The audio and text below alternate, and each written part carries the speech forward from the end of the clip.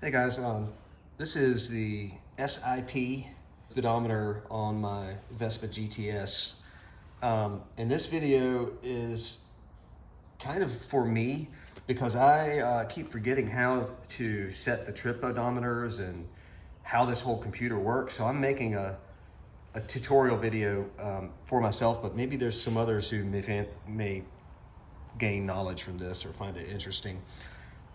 This is a replacement speedometer that came in this GTS when I bought it, installed by the prior owner, and I don't need to go into the installation because I don't even know how he did it.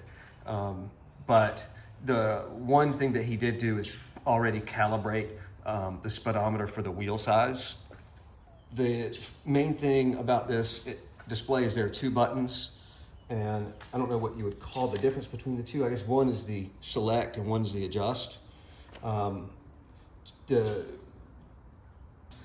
I guess first we'll cycle through the main screens. My default screen shows miles per hour, and it shows the voltage of the battery, which is indicating 12.0, and the total odometer miles. Right now it says 21,483. If I cycle through, the first setting is my trip A, which is showing 770 miles. Press again, go to trip B, it's showing 3,163 miles, 0.2, there's a decimal in those. The next screen shows averages. So this is saying for trip A, I average 38 miles an hour, and I guess that's the run time, 20 hours. And then for trip B, it's showing 43 on that trip, 74 run hours.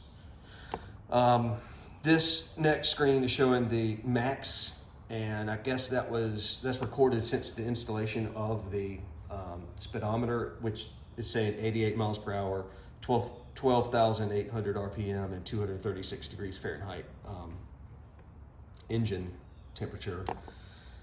And then you're back at the home screen. To reset the trip odometers, first you select which one you want to reset. So I'm going to go to trip A, and then you hold down the adjust button, which is the same button, for 3 seconds to reset. And now it's zeroed out. Likewise, to reset trip B, select trip B, hold, reset. And then to return to the main screen, cycle through after the max, and then we're back. So the next thing I'm going to go over is the function settings or the adjustment settings. And it took me a little while to figure this out, but basically, even with the manual, I have the manual here, but basically you hold down the two buttons for 3 seconds to switch into adjustment. So you saw for a second it showed ADJ on the screen, and now we're in adjustment 1. Adjustment 1 is setting between kilometers per hour and miles per hour. To cycle through the different adjustment screens, you use the adjustment button, and you'll see this number here increase from 1 to 2, 3, 4, etc. And to return back, you can just ignore the screen and it'll time out and go back to the home screen. But I believe if you get to the end, you will return back to the main.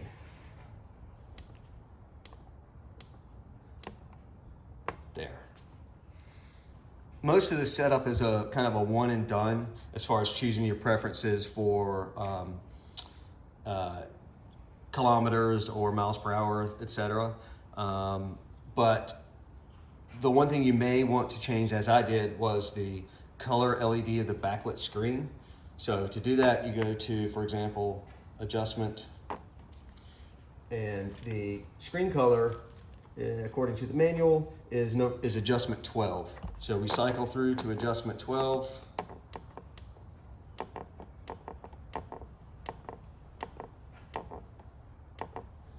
And so you can see it says SSW which I guess means green, white. And so if we then select that, we can change colors.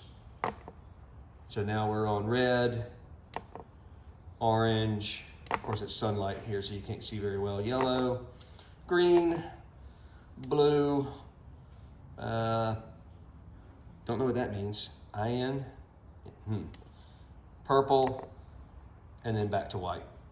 And I will select to save settings, and back to the blinking number, and then I continue through to the end. Someone asked me in the comments on one of my videos what I thought about this indicator. Do I like it, etc. I mean, I did not install it. I did not purchase it or choose it. I guess it's pretty cool that it's there. It's something that's a little different, I guess, to have. But I think I would be perfectly content with the stock gauge. I've never ridden one of those at night, so I don't know how well illuminated it is. This does look pretty cool at nighttime for the little bit of riding that I do at night. But if the stock gauge has 2 trip meters and shows generally the same information, I would see no reason to upgrade. However, this does have a clock. It has 2 trip meters. It has a voltage meter.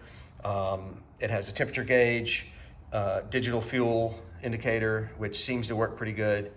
But I guess the main thing for me is as long as it stays reliable, then I'm happy with it. And maybe this gives you a better look at one of these if you're considering it for yourself. Anyway, take it easy.